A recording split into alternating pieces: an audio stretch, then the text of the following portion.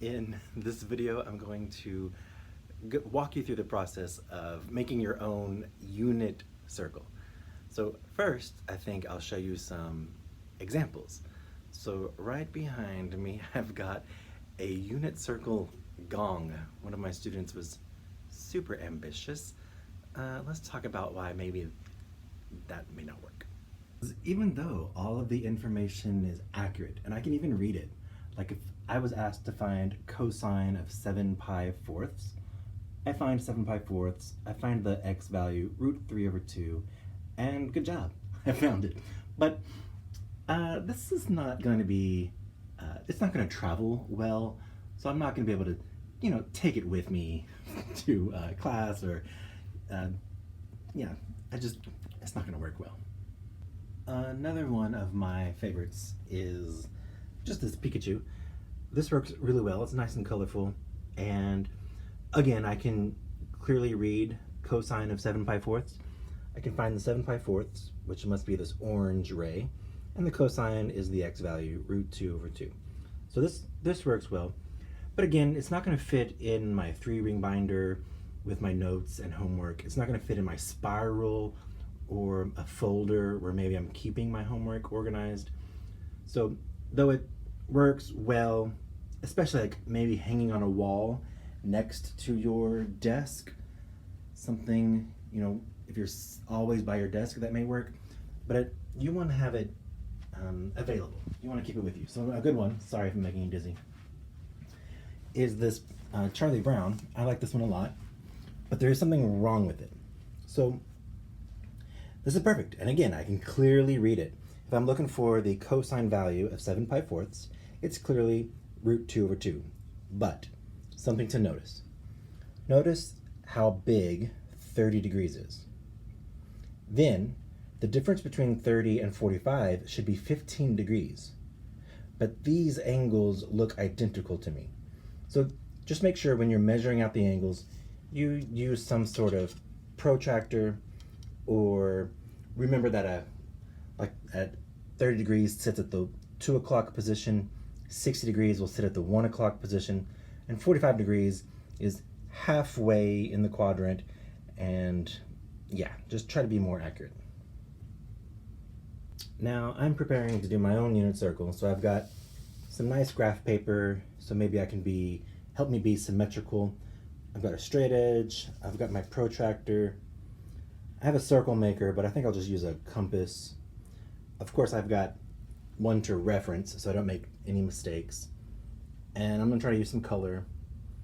I was thinking maybe to do like kind of what they've done here, where all the 45 degrees are the same color, and then the 30s and 60s, they go well together, so they're the same color. Or maybe all the cosines are one color. So maybe I'll do all the cosines in red and all the sines in blue. That may help to, discern, like for quick reference. All right, but I think I'm ready to start making my unit circle. Oh, let me talk about what's on the unit circle. So you've seen this before. This is just a blank unit circle. And I am expecting this same information. That is, I'm expecting the degrees, the radians, and then the coordinate for that degree. So in this case, we have the x value of 1 and the y value of 0.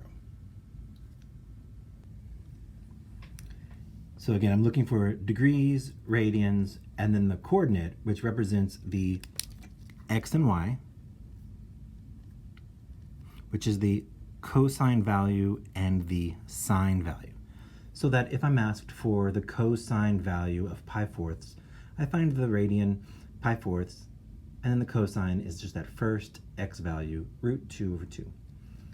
Now on the unit circle, this unit circle, I'll be asking for the tangent values. So hopefully by now these x's and y's are very familiar to you. You should know that root 3 over 2 and 1/2, these values come from the 30, 60, 90 rule. So those values are repeated throughout the unit circle. And then the 45-45 rule gives us root 2 over 2, and it's isosceles, so we get the same value. And those values are repeated throughout the circle. And then the quadrantal angles, you just have to know that the radius is 1, and then make sense of it. So if my radius is 1, then my x value is 1, and this doesn't go up or down, so my y value is 0. But tangent, let's go find some tangents, like pi 6. If I say, what is tangent of pi 6? It's defined, and I've given you two definitions, y over x, or sine over cosine. So I simply put the y value over the x value, and we can clean that up. Because they both have a denominator of 2, I'm going to multiply by 2 over 2. This will reduce those 2's, leaving me with 1 over the square root of 3. Oh, but that needs to be rationalized, so I'm going to multiply by another 1, root 3 over root 3. We do this because the denominator, root 3 times root 3, is a lovely 3. And up top, we just get 1 times root 3, which is root 3.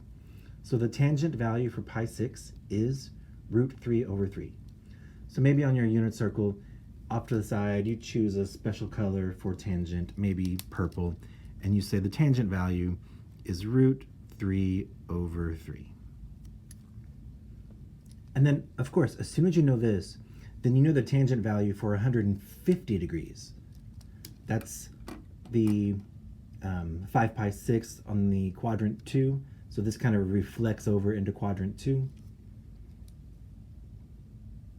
But let's do another tangent value. I'm going to find all these tangent values so you've seen me do it at least once. The tangent of 45 degrees, or pi fourths, is equal to the y value, root 2 over 2, divided by the x value, root 2 over 2. Oh, that's just 1. Tangent of 45 degrees is 1. So I'm going to put 1 there. Now this one, it looks very similar to pi 6, but it's been reciprocated. So let's just see what happens. Tangent of pi thirds, or 60 degrees, is equal to the sine value, root 3 over 2, divided by the x value, or the cosine value, 1/2. Similarly, I'm going to multiply by 2 over 2. This will get rid of the denominators, leaving me with root 3 over 1. Oh, that's just root 3. So then the tangent value is root 3. On your unit circle, I'm not asking you to show the work. I'm just asking you for the tangent value. Just like I'm not asking you to show the work for these coordinates, I'm just asking you for them.